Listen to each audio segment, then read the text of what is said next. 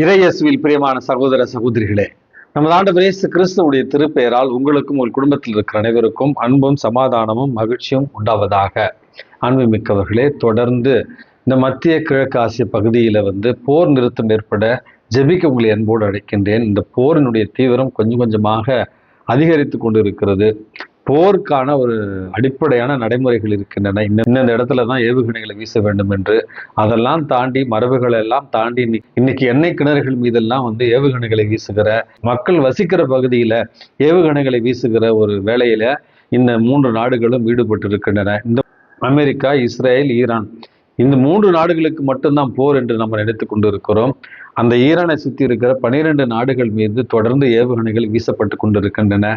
நிலைமை கைவிட்டு போகிற மாதிரி இருக்கிறது. அன்பு மிக்கவர்களே, தொடர்ந்து இறைவேண்டல் செய்து இந்த இடத்துல உடனடியாக இந்த போர் நிறுத்தப்பட வேண்டும், மக்கள் காக்கப்பட வேண்டும் என்று நம்ம ஜெபித்து மன்றாடுவோம். மார்ச் மாதம் 11ஆம் தேதி தாயாம் திரு அவை புனித யூலோஜியூஸ் என்கிற ஒரு புனிதருடைய நினைவு நாளத்தை கொண்டாடுகிறது. இந்த யூலோஜியஸ் என்பவர் ஸ்பெயின் தேசத்துல திருச்சபை வரலாற்றில் 9ஆவது நூற்றாண்டுல வாழ்ந்த ஒரு புனிதராக இவர் பார்க்கப்படுகிறார். செல்வ செழிப்பான ஒரு குடும்பத்தில் பிறந்திருந்தாலும் இந்த புனித யூலோஜியஸ் என்பவர் துறவு வாழ்வை மேற்கொள்கிறார். துறவுல ஏழ்மையாகவும் எளிமையாகவும் அதே நேரத்துல கீழ்ப்படிதல் உள்ள ஒரு துறவியாகவும் வாழ்ந்தார் என்று இவருடைய வாழ்க்கை வரலாற்றில் நம்ம வாசிக்கிறோம். தன்னுடைய வாழ்நாள் முழுவதும் இறை இயேசுவினுடைய வாழ்க்கையை அறிவிக்கிற ஒரு பணியில ஈடுபட்ட ஒரு காரணத்திற்காக அவர் வாழ்ந்து கொண்டிருந்த அந்த ஒரு பகுதியில மூர் இனத்து மக்கள் கிறிஸ்தவர்களை அடிமைகளாக கொண்டு சென்று துன்புறுத்திய ஒரு காலகட்டம்.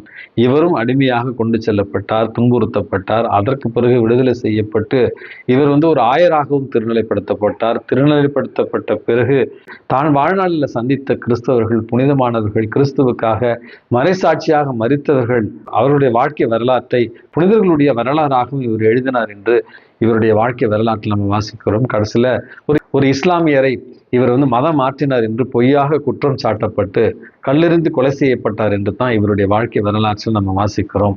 அன்புமிக்கவர்களே, இறக்கும் வரையில இயேசுவை அறிவித்த ஒரு புனிதர். நம்முடைய வாழ்க்கையால் இயேசுவை அறிவிக்க வேண்டிய ஒரு வரத்திற்காக இன்றைக்கு மன்றாடி ஜெபிப்போம். அன்புமிக்கவர்களே, இன்றைக்கு நமக்கு கொடுக்கப்பட்டிருக்கிற நற்செய்தியில நமது ஆண்டவர் இயேசு கிறிஸ்து மின்னும் மண்ணும் ஒழிந்து போகும், திருச்சட்டத்தின் ஒரு வார்த்தையோ ஒரு சிற்றெழுத்தோ ஒரு புள்ளியோ அழியாது, திருச்சட்டத்தை அழிக்க நான் வந்தேன் என்று நினைக்க வேண்டாம், அதை நிறைவேற்றவே வந்திருக்கிறேன் அப்படி என்று மிக தெளிவாக நம்முடைய மனித வாழ்க்கை எப்படி இருக்க வேண்டும் என்பதை பற்றி சொல்லுகிறார். அன்புமிக்கவர்களே, இயேசு ஒரு யூதர், திருச்சட்டங்களை மதித்தவர். அதை அழிக்க அல்ல, மாறாக அன்பினாலும் நீதினாலும் சமாதானத்தினாலும் அதை நான் நிறைவேற்ற வந்தேன் அப்படி என்பதைத்தான் இன்றைக்கு நமக்கு தெளிவுபடுத்துகிறார். நம்முடைய வாழ்க்கையில திருச்சட்டங்கள், நம்முடைய வாழ்க்கையில இறை வார்த்தை, இவை அனைத்துமே வாழ்வாக்கப்பட வேண்டும். வெறும் வார்த்தைகளில அவைகள் இருக்கிற நேரத்துல அவைகளுக்கு எந்த ஒரு மதிப்பும் இல்லை. மாறாக அந்த இறை வார்த்தை நம்முடைய வாழ்வாகி போகிற நேரத்துல அதுக்கு உண்மையாகவே ஆற்றல் இருக்கிறது என்பதைத்தான் இன்றைக்கு நமது ஆண்டவர் இயேசு கிறிஸ்து தெளிவாக விளக்குகிறார். நாம் வாழ்ந்த இந்த ஒரு காலகட்டத்துல இறை வார்த்தையை வாழ்வாக்கியவர்கள் பலர் இருக்கிறார்கள். நாம் வாழ்ந்த இந்த ஒரு காலகட்டத்தில் வாழ்ந்த அன்னை தெரசா, புனித தெரசா, நாம் வாழ்ந்த இந்த ஒரு காலகட்டத்தில் வாழ்ந்த தந்தை ஸ்டான் சுவாமி, நாம் வாழ்ந்த இந்த ஒரு காலகட்டத்தில் வாழ்ந்து மறைசாட்சியாக மரித்த அருட்சகோதரி அருளாளர் ராணி மரியா, நாம் வாழ்ந்த இந்த ஒரு காலகட்டத்தில் வாழ்ந்த ஆஸ்கர் ரோமேரோ என்கிற ஒரு ஆயர், இவர்கள் எல்லோருமே மறைசாட்சியாக மனித நேயத்திற்காக இறை அன்பை தங்களுடைய வாழ்க்கையில வெளிப்படுத்தியதற்காக கொலை செய்யப்பட்டவர்கள், மிகவும் துன்பத்தை அனுபவித்தவர்கள். அன்பை மிக்கவர்களே, இதைத்தான் நமது ஆண்டவர் இயேசு கிறிஸ்து சொல்லுகிறார்.